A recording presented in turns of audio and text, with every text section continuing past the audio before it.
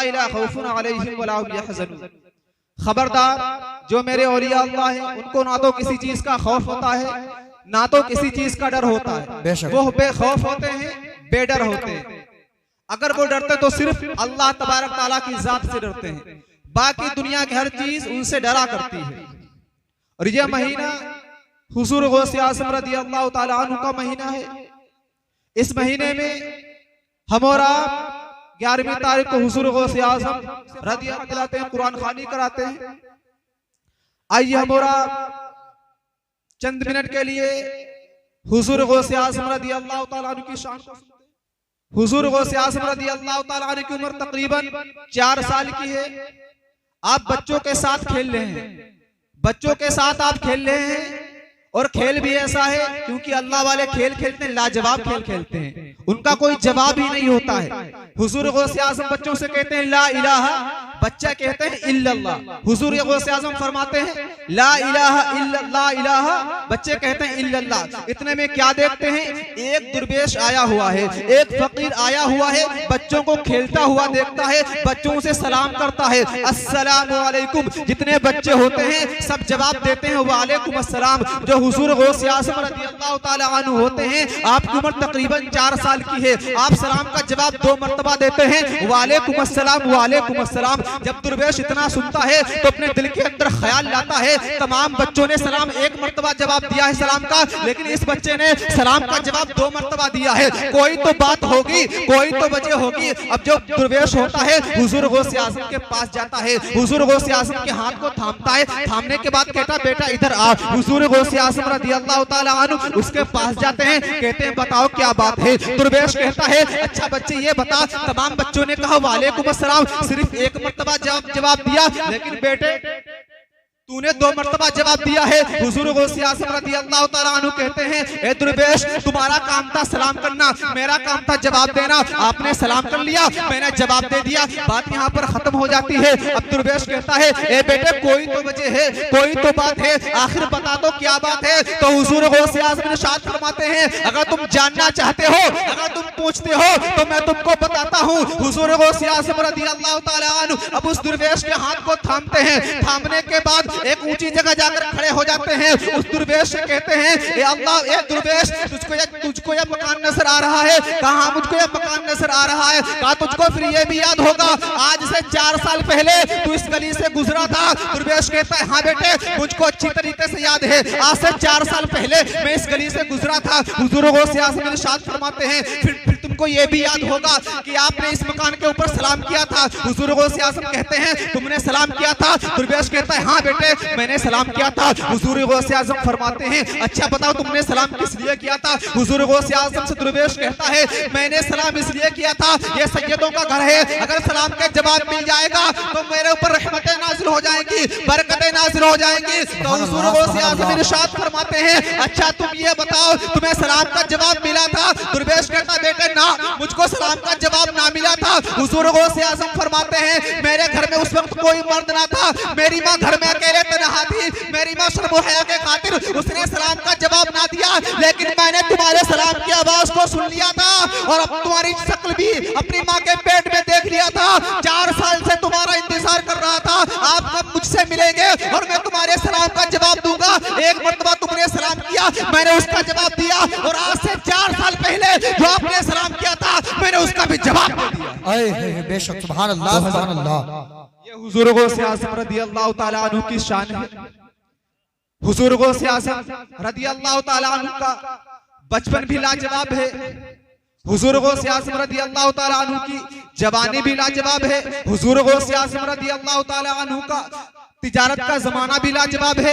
मेरे गौस को जिस एंगल से देखोगे लाजवाब पाओगे, जिस नजरिए से देखोगे लाजवाब पाओगे। अलबत्ता यूं कह लीजिए जिस तरीके से तमाम अंबिया कराम में आका अलैहिस्सलातु वस्सलाम का कोई जवाब नहीं है, इसी तरीके से तमाम औलिया कराम में मेरे हुजूर गौसे आज़म रज़ी अल्लाह ताला अन्हु का कोई जवाब नहीं है। बेशक सुभान अल्लाह। हज़रात अगर हम और आप हुजूर गौसे आज़म रज़ी अल्लाह ताला अन्हु के तिजारत का जमाना देखें, क्या आपका तिजारत का जमाना है। हुजूर गौसे आज़म रज़ी अल्लाह ताला अन्हु अपने मकान पर जलवागर हैं।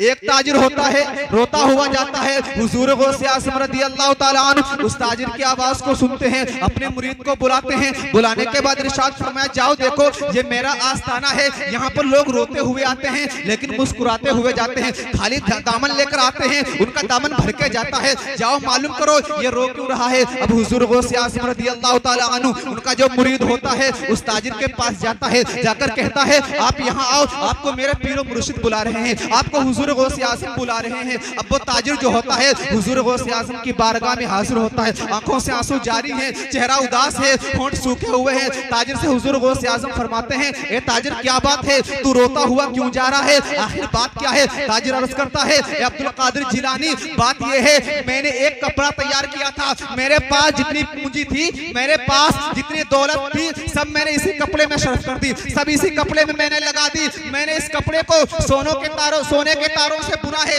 लेकिन अब्दुल कादिर जिलानी, मैं आपको क्या बताऊं, मेरा ख्याल ये था कि यहाँ का जो बादशाह है इस कपड़े को खरीद लेगा और मेरी कीमत भी मिल जाएगी, मुझको नफा भी मिल जाएगा। लेकिन जब मैंने कपड़े को तैयार किया, तैयार करने के बाद बादशाह के महल के अंदर दाखिल हुआ, मैंने बादशाह से कहा, हुजूर वाला मैंने आपके लिए एक उम्दा लिबास तैयार किया है, एक अच्छा कपड़ा तैयार किया है, हुजूर वाला आप लेना चाहते हैं। बादशाह कहता, मुझे पहले कपड़ा दिखाओ। जब मैंने कपड़ा दिखाया, बादशाह कपड़ा पसंद आ गया। बादशाह कहता है, तुम्हारा कपड़ा लाजवाब है, तुम्हारा कपड़ा बहुत ही शानदार है, अच्छा बताओ इसकी कीमत क्या है, इसकी कीमत तुम क्या लेगो। हुजूर गौसे आज़म से अर्ज करता है, हुजूर वाला मैंने कपड़े को फैला दिया, फैलाने के बाद मैंने बादशाह से कहा, इस पे जितना सोना आ जाए उतना सोना दे दो और ये कपड़ा तुम्हारा हो जाएगा। बादशाह ने कहा, तुम्हारा कपड़ा बहुत खूबसूरत है, तुम्हारा कपड़ा बहुत अच्छा है, लेकिन मैं इसको खरीदूंगा नहीं, इसीलिए मैं रो रहा हूँ। मेरे पास जो दौलत थी सबकी सब चली गई। हुजूर गौसे आज़म रज़ी अल्लाह ताला अन्हु उस तिजारत वाले से कहते हैं, उस ताजिर से कहते हैं, तुम परेशान मत हो, शहरे बगदाद की तारीखें गवाह हैं, हुजूर गौसे आज़म रज़ी अल्लाह ताला अन्हु के घर की बकरियां सोने और चांदी के खूंटे में बंधा करती थी। हुजूर गौसे आज़म रज़ी अल्लाह ताला अन्हु तिजोरी के पास जाते हैं, सोना निकालने के बाद उसके कपड़े के ऊपर डाल देते हैं। ताजिर से कहते हैं, पसंद कर ले, जितना सोना लेना है उतना तो सोना ले ले। अब ताजिर सोना लेता है, लेने के बाद खुश हो जाता है। तो शायर कहता है, बिगड़ी बनाना काम है पीराने पीर का, बिगड़ी बनाना काम है पीराने पीर का, रोशन जहां में नाम है पीराने पीर का। सुभान अल्लाह, सुभान अल्लाह, या रसूल अल्लाह, या रसूल अल्लाह, जिंदाबाद, अल्लाहु अकबर, या रसूल अल्लाह। हज़रात, ये हुजूर गौसे आज़म रज़ी अल्लाह ताला अन्हु की शान है। अब हुजूर गौसे आज़म रज़ी अल्लाह ताला अन्हु दर्जी को बुलाते हैं, दर्जी आपके मकान पर आता है। हुजूर गौसे आज़म रज़ी अल्लाह ताला अन्हु दर्जी से फरमाते हैं, ये मेरा कपड़ा लेकर जाओ, एक अच्छा जुब्बा सिल दो। अब दर्जी जो होता है आपके कपड़े को लेता है, लेने के बाद दुकान के अंदर जाता है, उस कपड़े को नापता है, नापने के बाद रोता हुआ आपकी बारगाह में आता है। हुजूर गौसे आज़म रज़ी अल्लाह ताला अन्हु दर्जी को रोता हुआ देखते हैं, देखकर इरशाद फरमाते हैं, ये दर्जी रो क्यों रहा है। अर्ज करता है, हुजूर वाला बड़े अफसोस की बात है, मैं रो इसलिए रहा हूँ, कपड़ा बहुत ही शानदार है, कपड़ा बहुत ही लाजवाब है, कपड़े का कोई जवाब नहीं है, कपड़ा बहुत ही अच्छा है, लेकिन हुजूर वाला एक आस्तीन कम पड़ गई है। हुजूर वाला कपड़ा बहुत खूबसूरत है, लेकिन एक आस्तीन कम पड़ गई है। हुजूर गौसे आज़म दर्जी से फरमाते हैं, ए दर्जी तेरे घर में टाट के बोरा कोई है, टाट का बोरा तेरे घर में है। दर्जी कहता, हाँ मेरा यहाँ है। हुजूर गौसे आज़म फरमाते हैं,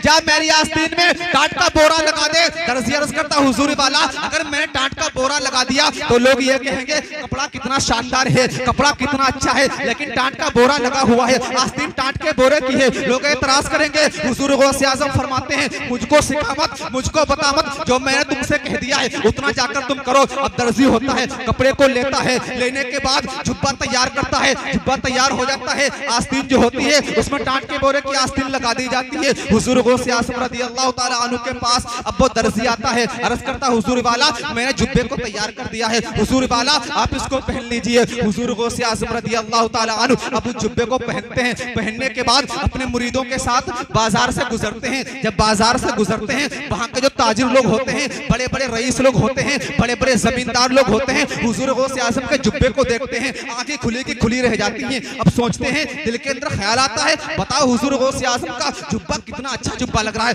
कितना अच्छा लिबास है, कितना खूबसूरत कपड़ा है। इस कपड़े का कोई जवाब नहीं। शहर बगदाद के अंदर ऐसा कपड़ा किसी के पास नहीं है। हुजूर गौसे आज़म के पास बहुत अच्छा लिबास है। हुजूर गौसे आज़म रज़ी अल्लाह ताला अन्हु के लिबास को देखता है, लेकिन जब दूसरी तरफ आस्तीन को देखता है, चेहरा उदास हो जाता है, दिल कांपने लगता है, दिल में खौफतारी हो जाता है। अपने दिल के अंदर सोचता है, आखिर बात क्या है, बताओ इतना कीमती कपड़ा है, इतना शानदार कपड़ा है, लेकिन इस कपड़े के ऊपर एक टाट के बोरे की आस्तीन लगी हुई है, सारी शो को खराब कर दिया। तमाम लोग एतराज करते हैं। आपके मुरीद जब इतना सुनते हैं, हुजूर गौसे आज़म की बारगाह में आते हैं, अर्ज करते हैं, हुजूर वाला तमाम लोग एतराज कर रहे हैं। पहले तो ये बोलते हैं कपड़ा बहुत ही शानदार है, कपड़ा बहुत ही अच्छा है, लेकिन बाद में ये कहते हैं बोरे की आस्तीन लगी हुई है, टाट के बोरे की आस्तीन लगी है, कपड़े की शो खराब हो गई है। तो हुजूर गौसे आज़म अपने मुरीदों से फरमाते हैं, ऐ मेरे मुरीदों सुनो, मैंने कीमती लिबास इसलिए पहन लिया है, शहर बगदाद के जितने बादशाह हैं वो बादशाह देख ले,